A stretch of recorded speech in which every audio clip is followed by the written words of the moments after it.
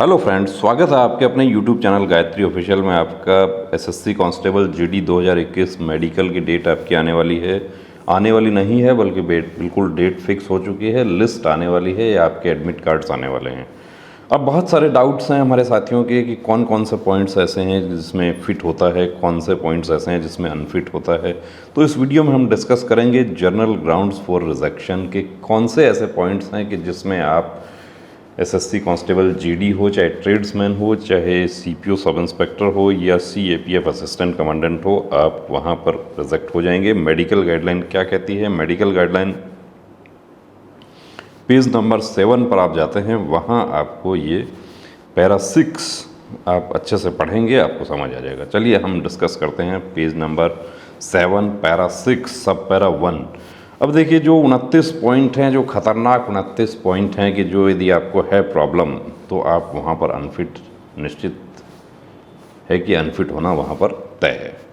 Indication of any chronic disease like tuberculosis, syphilis और any other venereal disease, rheumatoid, any type of arthritis, hypertension etcetera. अब rheumatoid क्या है? Chronic inflammatory disorder affecting many joints, जोड़ों के दर्द से संबंधित। आर्थराइटिस आप समझते हैं, जोड़ों के दर्द से संबंधित। हाइपरटेंशन क्या है? ब्लड प्रेशर का जो पॉइंट है, कितने तक फिट होता है? तो कितने तक फिट होता है? 120/80 होता है, ये हम सभी जानते हैं। जीके में बहुत समय से आप लोग पढ़ते आ रहे हैं। 140/90 और 100/60, इस रेंज में यदि आपका ब्लड प्रेशर है तो आप फिट हैं, अन्यथा आप अनफिट हैं। ब्रोंकियल और laryngeal disease like asthma, chronic tonsillitis and adenoids. अब ये क्या है? तो देखिए, ब्रोंकाइल क्या है? ब्रोंकियल ब्रोंकियल है श्वसन नली से संबंधित। लिरिंजियल क्या है? स्वर यंत्र, लिरिंग्स जो होता है उससे संबंधित कोई डिजीज, जैसे कि अस्थमा है या क्रोनिक टॉन्सिलाइटिस। और एडेनॉइड्स होता है नाक और गले के पीछे का भाग जो कभी कभी सूज जाते हैं और श्वास लेने में परेशानी करते हैं। इंडिकेशन ऑफ वैल्वुलर और other disease of heart, heart से संबंधित कोई प्रॉब्लम। अब उसकी जांच कैसे होगी? उसके लिए आपकी ईसीजी होती है, उसकी जांच हो जाएगी। इसका सब पैरा 4 पर देखिए हम जाते हैं। ये क्या कहता है? कहता है कि generally impaired constitution so as to impede efficient discharge of training duties, यानी कि आपका जो बॉडी है उसका स्ट्रक्चर, किसी प्रकार का कोई ऐसा स्ट्रक्चर हो कि जो बाधा उत्पन्न करे आपकी ड्यूटीज़ में और ट्रेनिंग में। लो स्टैंडर्ड विजन, अब ये सबसे बड़ा पॉइंट है कि स्टैंडर्ड विजन कितना होना चाहिए? तो मास्टर आई आपका 6/6 होना चाहिए और दूसरी आंख जो है वो आपका 6/9 भी चलेगा। अब मास्टर आई कौन सी है? यदि आप राइट हैंडेड पर्सन हैं तो आपकी राइट आई मास्टर आई है, और आप लेफ्ट हैंडेड पर्सन हैं तो आपकी लेफ़्ट आई जो है वो मास्टर आई है। वहाँ पर आप उसको छुपा नहीं सकते। कुछ हमारे साथी जो है वो पूछना चाहते हैं कि मेरा लेफ़्ट आई 6/6 है, राइट आई 6/9 है, तो क्या मैं वहाँ पर ये बता दूँ कि मैं लेफ़्ट हैंडेड पर्सन हूँ? देखिए, ऐसा बताने से नहीं होता है कि वहाँ यदि आप इस तरह कोशिश करेंगे तो कहीं ऐसा ना हो कि आप किसी परेशानी में पड़ जाएं।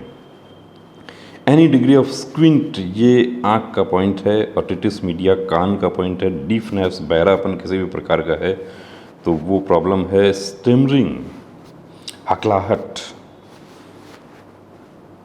एज स्पेसिफाइड लेटर, उसके लिए पूरा चैप्टर है हकलाहट का। Loss of DK of teeth resulting in reduction of dental points below 14, dental point का भी पूरा एक चैप्टर है। डेंटल पॉइंट 14 आपका होना चाहिए। आप फिलिंग करवाते हैं, रूट कैनाल करवाते हैं, या आपको एक दांत नहीं है, इस तरह के जो पॉइंट्स हैं उसमें जनरली प्रॉब्लम नहीं होता है। यदि आपका डेंटल पॉइंट 14 हो जाता है तो आप फिट हो जाएंगे। वियरिंग ऑफ हाफ और कंप्लीट आर्टिफिशियल डेंचर, आधा या उससे ज़्यादा नकली दांत आपने लगवाया हुआ है तो वो अनफिट है, वहाँ पर आपको परेशानी हो जाएगी। कॉन्ट्रैक्शन और deformity of chest and deformity of joints. अब चेस्ट में कुछ पॉइंट्स हैं, जैसे पिजन चेस्ट है, चेस्ट में पेक्टस एस्केवेटम होता है, चेस्ट की जो हड्डी जो है वो बीच में से धंसी हुई रहती है, वो प्रॉब्लम करता है। चेस्ट बैरल चेस्ट भी बोलते हैं, ड्रम चेस्ट जिसको कहते हैं, और रीढ़ की हड्डी के संबंध में कुछ पॉइंट्स हैं जो सब पैरा 13 में बताए गए हैं। Abnormal curvature of spine. अब जो हमारे साथी जो हाइट जिनके ज़्यादा होती है और दुबले पतले होते हैं वो जनरली इसमें पॉइंट ले लेते हैं। क्यों ले लेते हैं कि थोड़ा सा यदि आप लूज खड़े हो गए, कंधा झुका लिया, इस तरह का यदि प्रॉब्लम कर दिया तो परेशानी हो जाएगी। एग्जैक्ट नेचर क्या है, for example kyphosis, scoliosis, lordosis etcetera to be specified. जो लंबे कैंडिडेट्स हैं जो 6 फीट के आसपास जिनका हाइट होता है उनको जनरली ये पॉइंट मिलता है और री मेडिकल में फिट हो जाते हैं। Abnormal gate.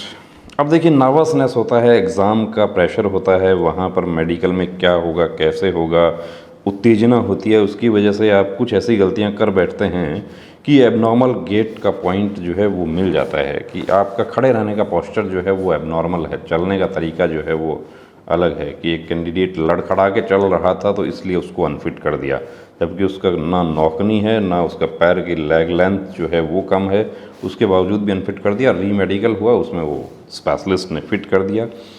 पॉइंट नंबर 16 जो है वो कहता है मेंटल और nervous instability. Evidence of nervous instability. अब एविडेंस कैसे देंगे? कुछ कैंडिडेट्स ऐसे हैं, कुछ हमारे साथी सॉरी, जो खुद ही ऐसा एविडेंस दे देते हैं कि लव कट्स जिसको कहते हैं, लेफ्ट हैंड पर कट्स लगे हुए होते हैं, मल्टीपल कट्स होते हैं, सिंगल कट में भी हमने अनफिट होते हुए देखा है। यदि आपने एक्सेप्ट कर लिया कि ये लव कट मैंने खुद से लगाया है। लव कट कौन से हैं उसके लिए अलग से वीडियो बनाया हुआ है कि जो राइट हैंडेड पर्सन है वो जब डिप्रेशन में, हताशा में, निराशा में, ब्रेकअप हो गया, गर्लफ्रेंड से झगड़ा हो गया, अपने परिवार से झगड़ा हो गया, मार्क्स कम आए, तो फेल्योर की वजह से वो क्या करता है, वो सुसाइडल टेंडेंसी जिसको कहते हैं, अटेम्प्ट किया तो अपने बाएं हाथ की नस काटता है। एक्सीडेंटल भी हो सकता है, हम ये नहीं कहते कि सभी कट्स जो हैं वो लव कट्स हैं।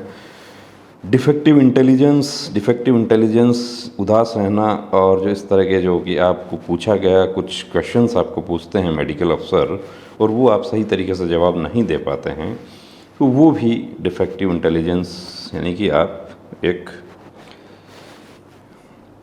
खुद से ही आप जिसको कहते हैं कि एविडेंस आप ऐसा दे रहे हैं। एनी टाइप ऑफ हार्निया यदि किसी प्रकार का है तो वो अनफिट है। Chronic skin disease like vitiligo. अब देखिए विटिलिगो एक बहुत बड़ा खतरनाक पॉइंट है। Leprosy, SLE, eczema,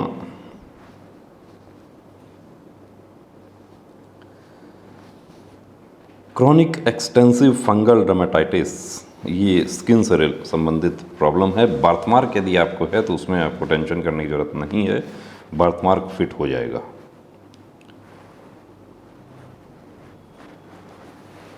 Any congenital abnormality so as to impede efficient discharge of training duties, ये हो गया है। एनल फिस्टूला, हेमोरॉइड्स, पाइल्स का जो प्रॉब्लम होता है वो, and other anorectal disease as specified later. पूरा चैप्टर है इसके बारे में। Deformity of feet like club, flat foot का weight, overweight, flat foot, knock knee, ये तीनों क्या होता है कि आपस में जुड़े हुए होते हैं। Club foot, plantar warts etcetera. Epilepsy. History और एविडेंस। हिस्ट्री एज पर एनेक्सर 2, इसके बारे में पूरा दिया हुआ है। और नस्टैग्मस प्रोग्रेसिव टेरिजियम, ये आँख के पॉइंट है। नस्टैग्मस का मतलब होता है आँख की पुतलियों का अनायासी घूमना। ये जनरली क्या होता है कि खान मजदूरों में ये रोग ज़्यादा पाया जाता है। लार्ज हाइड्रोसिल का भी काफ़ी कैंडिडेट्स को डाउट रहता है कि हाइड्रोसिल है या नहीं है। एक टेस्टिस डाउन है, अब वो लेफ़्ट टेस्टिस मैक्सिमम कैंडिडेट्स का डाउन होता है। आप सपोर्टर पहन के रनिंग नहीं करते, उसकी वजह से वो हो जाता है। तो लेफ़्ट टेस्टिस डाउन होने का मतलब ये नहीं कि वो हाइड्रोसिल है। Large hydrocele even if curable by operation, और small hydrocele if operated upon and no bad scar is left after operation may be accepted. कितना पुराना सर्जरी फिट होता है उसके लिए अलग से वीडियो में बताया हुआ है। क्यूबिटस वेरस और वल्गस, ये दोनों हाथ के जो कोहनी के जो एंगल हैं उसके पॉइंट हैं। पॉलीडेक्टिल क्या है? वो है कि 6th फिंगर, एक्स्ट्रा टो या फिंगर जो है आपका हैंड में या फीट में होता है वो अनफिट है। Undescended testis, atrophic testis, marked varicocele, testicular swellings, इसमें इस प्रकार के यदि कोई पॉइंट हैं, टेस्टिस आपके दोनों टेस्टिस सैक में होने चाहिए। यदि दोनों टेस्टिस सैक में नहीं हैं तो वो भी आपका प्रॉब्लम होता है। दोनों टेस्टिस जो है उसका साइज जो है वो भी बिल्कुल सेम होना चाहिए। 20-19 का जो डिफरेंस है वो होता है, उसमें कितना चलता है उसके बारे में पूरा बताया हुआ है। और टेस्टिकुलर स्वेलिंग, कोई चोट वगैरह की वजह से स्वेलिंग नहीं होना चाहिए। वेरिकोसिल के लिए पूरा बताया हुआ है। वेरिकोज वेन्स, अब ये एक बड़ा पॉइंट है, सभी दिखने वाली नसें वेरिकोज नहीं होती हैं, ये मैं आपको बता दूं। जो कैंडिडेट्स दुबले पतले हैं उनको नस दिखाई देती है, उसके बारे में यहाँ भी लिखा हुआ है कि only prominence of when should not be criteria for rejection. आपकी नस दिखाई देती है तो इसका मतलब ये नहीं है कि वो वेरिकोज वेन्स है। लेकिन यदि वेरिकोज वेन्स आप पता कैसे चलेगा, तो उसके लिए कलर डॉपलर टेस्ट होता है। आप चाहें तो पहले से आप कलर डॉपलर टेस्ट करवा के देख सकते हैं। हमारे पास भी काफ़ी कैंडिडेट्स आते हैं, वेन्स दिखाई देती हैं, तो अब उनको हम एडवाइस कर देते हैं कलर डॉपलर की ज़रूरत होती है तो ठीक है, कलर डॉपलर करवा के देख लीजिए, उसका बाद में कुछ समाधान भी हो सकता है। लेकिन अब मेडिकल में समय नहीं बचा है तो अब उसका कोई समाधान नहीं है। वेन्स दिखाई देती है, इसका मतलब ये नहीं है कि वो वेरिकोज है। लेकिन यदि वेरिकोज है, जनरली उसकी पहचान क्या है कि जो इस तरह से कॉइल जैसा बना हुआ वेन होता है वो वेरिकोज होता है। अब यहाँ पर एक चीज़ और ध्यान देने वाली है कि आपको यदि वेरिकोज वेन से तो आप सर्जरी नहीं करवा लेना उसका। हो सकता है वेरिकोज वेन में डिटेक्ट ना हो, आप फिट हो जाएं, लेकिन आपने सर्जरी करवा लिया और उसका सर्जरी का निशान रह गया, वहाँ आप परेशानी में पड़ जाएंगे। इसमें साफ लिखा हुआ है कि cases of varicose veins even if operated are not to be accepted because basic defect remains unchanged. ये साफ साफ लिखा हुआ है यहाँ पे। कई बार क्या होता है कि आप जाते हैं सिविल डॉक्टर के पास में कि मुझे भर्ती में जाना है, मुझे ये वेन दिखाई देती है, उसका डॉपलर किया, कई बार तो बिना डॉपलर किए ही उसको कि ठीक है इसको निकाल देते हैं कि साहब इसको निकाल दीजिए, ये मुझे प्रॉब्लम कर सकती है। साथ में जो नोट लिखा हुआ है, in case of rejection recruitment medical officer will fully justify in writing below cause of rejection in recruitment form, otherwise he will be held responsible. अब ये देखिए, ये मेडिकल ऑफिसर का रिस्पॉन्सिबिलिटी है कि जो भी मेडिकल का पॉइंट बनता है उसमें वो फुल्ली जस्टिफाई हों, रीजन्स के साथ उसको बताएं। और माइनर एक्सेप्टेबल डिफेक्ट्स कौन से हैं उसको हम अगले वीडियो में आपके लिए लेकर आएंगे। तो दोस्तों बने रहिए चैनल के साथ। यदि आपने सब्सक्राइब नहीं किया तो प्लीज़ सब्सक्राइब करें। और यदि आप कंप्लीट प्री मेडिकल चेकअप आप करवा के देखना चाहते हैं तो उसके लिए नीचे डिस्क्रिप्शन में नंबर दिया है, उस पर आप संपर्क कर सकते हैं। Complete pre recruitment medical checkup according to medical guideline आपका मेडिकल चेकअप किया जाता है, जिसमें यह eye specialist, ENT specialist, general physician और ज़रूरत रहता है तो फिजियोथेरेपिस्ट और जनरल सर्जन भी अवेलेबल हैं। और एक्सरे, ECG, ब्लड, CBC और रूटीन और microscopic urine test, complete diagnosis आपका according to medical guideline. SSC GD की यदि हम बात करें, एयरफोर्स की यदि हम बात करें तो उसमें RFT और KFT होता है, वो अलग से होता है, उसका चार्जेज जो है वो एक्स्ट्रा होता है। लेकिन SSC GD मेडिकल गाइडलाइन के अनुसार आपका कंप्लीट मेडिकल चेकअप यदि आप करवा के देखना चाहते हैं तो नीचे दिए गए नंबर पर आप संपर्क कर सकते हैं। तो दोस्तों अब रुकना नहीं, थमना नहीं, अब ठानना है, वर्दी को हर हाल में पाना है और अनफिट नहीं होना, हर हाल में हमें फिट होना है। अब यहाँ तक हम पहुँच गए हैं तो यहाँ से हमें डिस्क्वालीफाई होकर वापस नहीं लौटना, आगे ही बढ़ना है। जय हिंद।